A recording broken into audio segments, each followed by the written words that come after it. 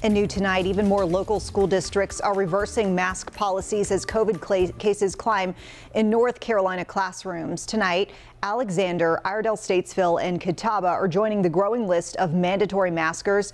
And we know that some of this is tied to rising cases in the classroom. And we are seeing North Carolina schools reporting the most cluster-related COVID cases that they've ever seen. So we did want to remind you first, a COVID cluster is going to be defined as a group of at least 5 cases all tied to the same place. So they are going to be considered to be connected. So take a look at this bar graph. We're going to see the number of cluster-related cases in education and child care settings here. And what we're looking at is the purple bars. So this is going to be K through 12 schools in purple. And as you can see here, this last week of data, this is the week of August 15th.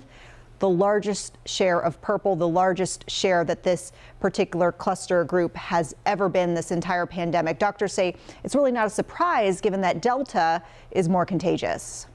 You may get instances where in a particular school, the outbreak is big enough that you have to go back to online learning for a few weeks to get through it.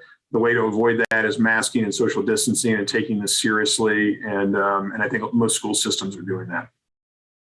And so as we hone in on our area, the state's latest report shows that 26 schools in our area are dealing with COVID clusters, but we are seeing more than a quarter of those actually coming from Rowan County, which has 7 schools dealing with clusters. And we're also seeing this as well from our area. The largest cluster in the state is actually at Union Academy Charter School, which is reporting, according to NCDHHS, 107 cases among students and staff. And people in Mecklenburg